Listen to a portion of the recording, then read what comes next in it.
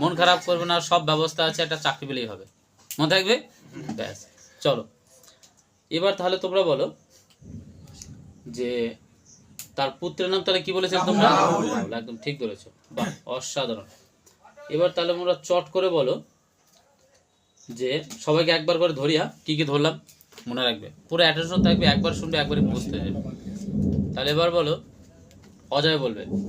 অজয়, অজয় না অপূর্ব? অপূর্ব। অপূর্ব, অসাধারণ নাম, অপূর্ব ভাবা যায়। বলো অপূর্ব বলো। গৌতম বুদ্ধের জন্মসালটা বলতে পারবে?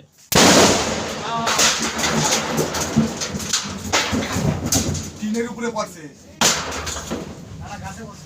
গাছে পড়েছে।